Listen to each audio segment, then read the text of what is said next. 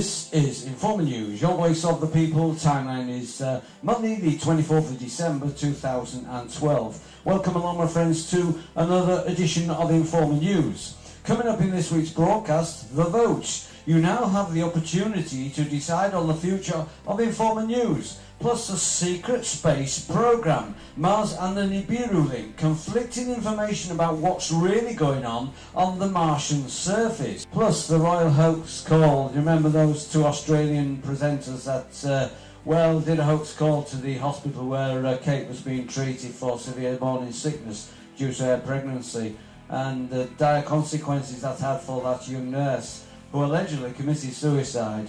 Although myself, I'm not too sure about that, my friends. But anyway, let's go into this week's news. Okay, we're going to start with that report about the hoax call that's cost the young nurse her life.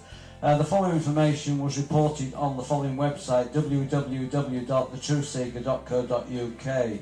So, a 46-year-old nurse, a mother of two, commits suicide after being fooled by a phone call into thinking two prank-playing Australian presenters were British royalty, as revealed in the transcript of the phone call.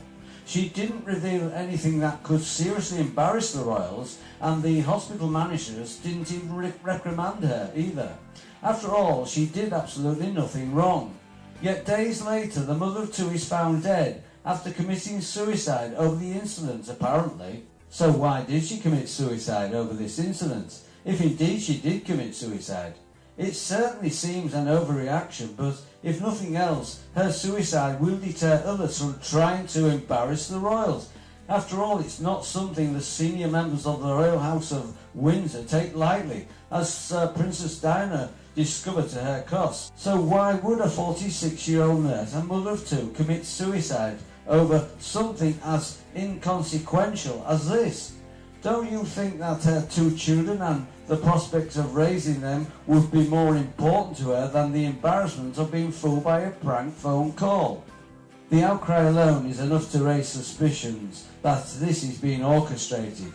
Foremost among the media outlets making great play of this is the BBC, as ever, with the rest of the British media dutifully following alongside. I'm not saying that Janith Saldana didn't commit suicide, but elements at work to exploit her death to the full, to the benefit of the British royal family and their privacy. This is what the Yorkshire Post put out on December the 7th, 2012.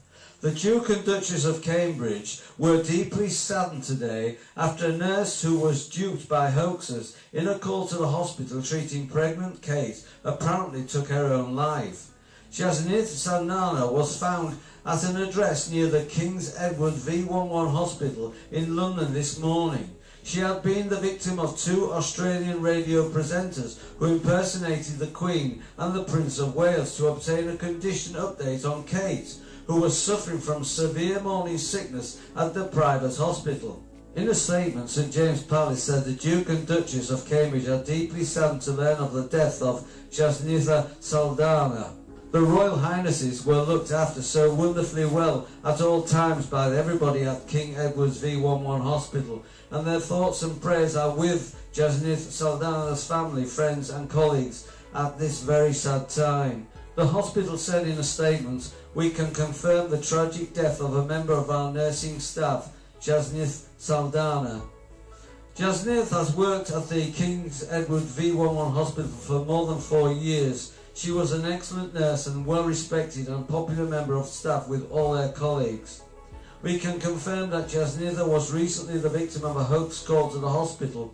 The hospital has been supporting her at this difficult time.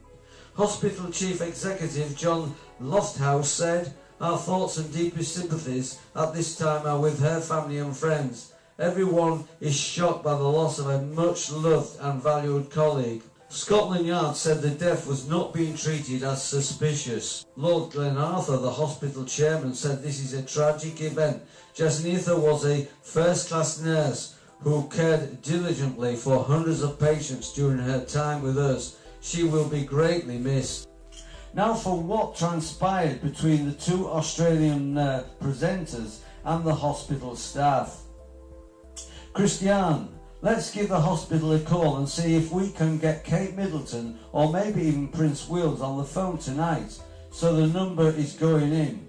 Oh geez, I hope this happens. Phone rings. Receptionist. Hello, good morning. King's Edward V11 Hospital.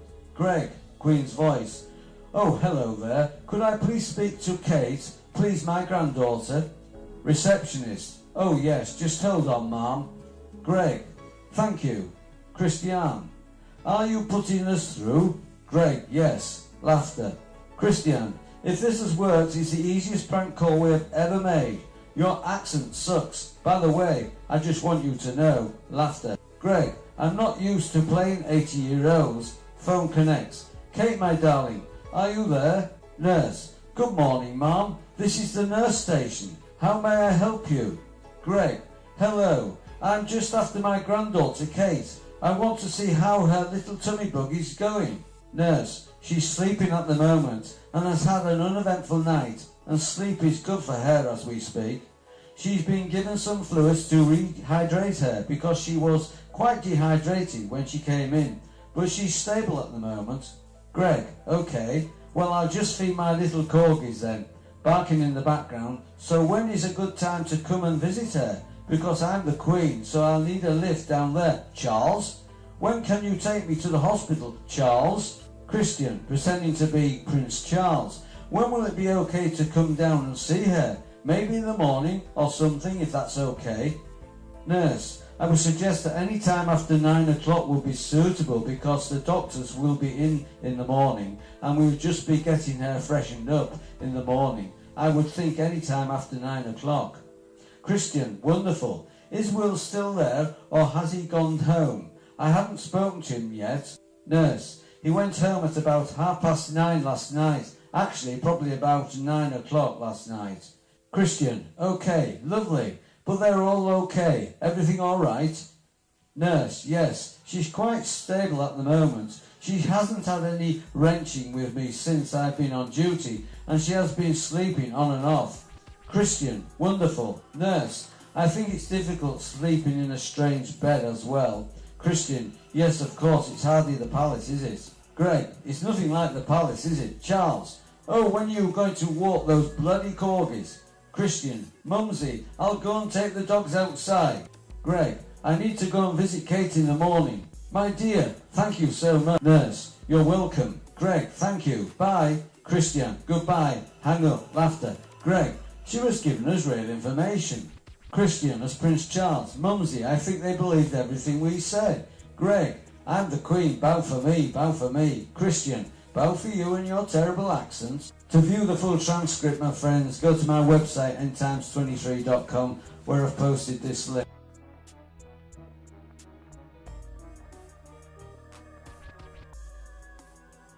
These next two reports have conflicting information about what's really going on the Martian surface. We're going to start by a video that Captain Bill put out on, well, it's his video 96 that was posted on December the 4th, 2012, and it originates from YouTube channel Atlantic Opera. And it starts December the 8th, 2012. Friends, as I promised, here is an update on the planet. Many dozens of scientists of your planet are being transferred to the new laboratories on Mars. In the two cities that are in full activity, there are laboratories of all segments already installed properly. After the shutdown of the space program here, all personnel connected to your MSN already have been transferred there. Virtually all the world's gold reserves have been transferred there as well, with the exception of the reserves of China and Russia. Your whole economy is turning around paper without ballast because the reservations that guarantee are no longer here. Many of your great art collections in libraries and museums and your Vatican have also been transferred. Everything that exists today exposed to the public's eye is false. The planet is being emptied for quite some time, and now there is exodus of resources is coming to an end on the agenda of the elite. To view the full transcript, go to my website, ntimes23.com, where you can find the link. This following report originates from projectcamelot.org and was posted on Kerry's blog on the 25th of October 2012. Kerry's blog, Secret Space Program, New Intel, Thursday 25th of October 2012, written by Kerry Cassidy. A conversation with the way above top secret Nsa Whistleblower. The following was sent to me from a source who is in touch with the Nsa Whistleblower. This is way above top secret. The caveat is whether there is an orchestrated leak for purposes unknown. This is the same guy who talked about the Colorado fires being used to camouflage the movements of large equipment. I cannot confirm or verify the following other than to say that my source D is fully trusted. Whether he is being used and manipulated, I do not know. Regardless, this is highly interesting intel that, if true, and at least some of the points made have been substantiated by other testimonies, then this is real insight into what the secret space program is currently involved in. Transcript. D. How are you? Z. Not too bad, considering. D. You've been away for some time. Z. Yes, it was a long trip this time, very hard on my team, and even harder on my family. D. I thought you were retired. Z. Yeah, right. D. Can I jump right in? Z. You've never been the shy type. D. Was the jump room required for this assignment? Z. You're not going to stop with that, are you? D. You have to admit it's pretty amazing stuff to us mere mortals. Z. Wish I'd never seen it. D. So you have used it before? Z. No comment. D. Can we talk about Mars? D. I understand they're evacuating a lot of the surface personnel and sending most of the fleet back here. Is that true? Also, from what I understand, they are apparently moving a lot of the bigger hardware, computer lab equipment and such, much deeper underground below the base, correct? Z. I'm impressed. D. Is it true? Z. Yes, it's true, and much, much more. Mars is going to take the real beating. She will be the closest during the passage to Nibiru. But trust me, we'll get ours when the time comes. D. Could you be a bit more specific? Ours? Z. We will be on the other side of the sun when Nibiru pivots. Mars will be between her, Nibiru, and the sun. I think we can all see the massive canyon, Herbs, that was cut into Mars when Nibiru grounded during her last passage. D. Copy that. Z. In 2013, when we, the Earth, enters the debris field, we will be also into phasing at the entry of the rift. No matter how good our targeting systems, our plasma systems, if the polarity shift, multi-dimensional phasing or changes were pretty much dead in the water, nothing will function. It will be like walking out into a hailstorm without any clothing on, a rather painful experience. All models and simulations show a 87 to 91% probability of this occurring. D. Thus the extremely deep tunneling systems, Earth, Mars. Z. Yes, and other precaution. D. Can we talk about the US military and their instructions within our country during the time of change? Z. No. D. Is it that bad? Z. Yes. D. Is blue beam still on the boards, still a consideration? Z. Yes. My team feels it will fail and cause more complications, more distrust within the military. But there are some who feel it will be very convincing and needed for ultimate control and unification. I cannot express how disappointed I am concerning this decision. D. Do we really have any say in this? Is there anything we can do to oppose this group, their decision? Z. Not really. At this point, it would take global communication and agreement, not possible at our current level. D. May I humbly ask how things got to this point? Z. The technical deception was not realised until it was too late. 1950s, early 1960s. The effort to correct the situation is being implemented.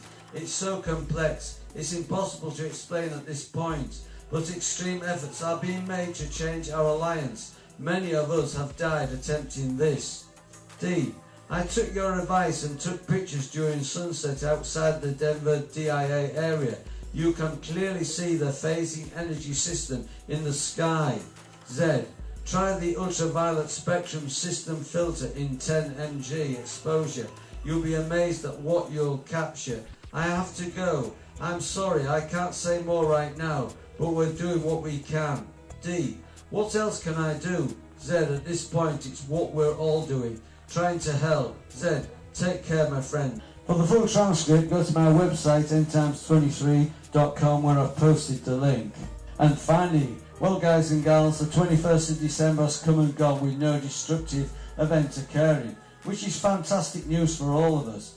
But wait, that does not mean Nibiru does not exist, but what it does mean is that the elite, the controllers, have been doing the rounds, posting timelines that are fake, and when Nibiru appears months or weeks later, you will be caught off guard. In other words, the people in power running this world of ours know the date and time for this coming event, which is under wraps and classified way beyond ultimate top secret. I truly believe that. But as I promised you months ago, it's time to decide on Informer News' future. As you are aware, months ago I put out a video stating that if Nibiru did not appear and cause a destructive event by the 21st of December 2012, then this channel would cease to exist. But I was overwhelmed by supporters asking me to carry on, even if Nibiru did not appear by that date. So to be fair to my many supporters, viewers and subscribers, I'm holding a public vote on the Informer News broadcast future. If you want the Informer to carry on broadcasting weekly reports, then press the thumbs up icon under this video. If you don't want the Informer to broadcast any more news reports, then press the thumbs down icon under this video. The vote will end on Friday the 29th of December 2012 at 10 PM GMT. That's Greenwich Mean Time here in the UK. To view the results, view under my video after that timeline. Remember, thumbs up to continue broadcasting, thumbs down to discontinue broadcasting. Whatever the result is, be it my final video or the beginning of more Informer News videos, I will put out another video on Monday the 31st of December 2012. But I would like to take this opportunity to thank each and every one of you for your support over these past years. And God bless you all, my friend. Okay, my friends, you're all invited to join this channel by subscribing to ntimes23, which is a totally free subscription service. You're also invited to add me as a friend on Facebook and follow me on Twitter. Both the links are under this video. All this week's news links can be found on my website, ntimes23.com. The link is under this video. Just click on the link and go to the top left-hand corner of the opening page and click on Informer News links. You will find all this week's news links at the top of the page under this week's title video. Well, that's your lot for this week, my friends. I do hope you've enjoyed the show. Don't forget, I've got a search engine now on my website, ntimes23.com. You can find it at the top left-hand corner of the opening page. So this is your Informer signing off. Friends, see you on the flip side.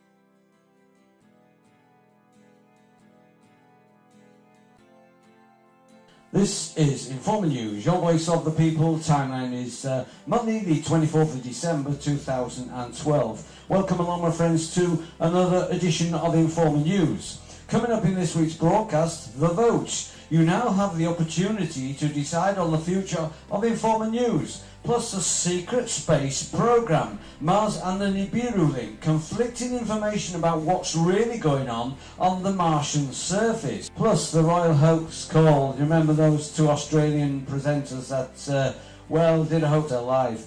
The following information was reported on the following website, www.thetruthseeker.co.uk. So, a 46-year-old nurse, a mother of two, commits suicide after being fooled by a phone call into thinking two prank-playing Australian presenters were British royalty, as revealed in the transcript of the phone call. She didn't reveal anything that could seriously embarrass the royals, and the hospital managers didn't even reprimand her either. After all, she did absolutely nothing wrong. Yet days later, the mother of two is found dead after committing suicide over the incident, apparently. So why did she commit suicide over this incident? If indeed she did, called to the hospital where Kate was being treated for severe morning sickness due to her pregnancy, and the dire consequences that had for that young nurse who allegedly committed suicide. Although myself, I'm not too sure about that, my friends. But anyway, let's go into this week's news. Okay, we're going to start with that report about the hoax call that's cost the young nurse